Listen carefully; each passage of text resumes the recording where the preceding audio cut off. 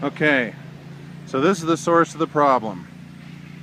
This is the High Ditch Canal, Highline Canal, I think.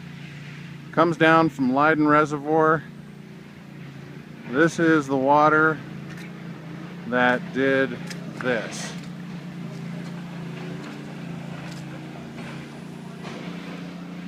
And this is what sent water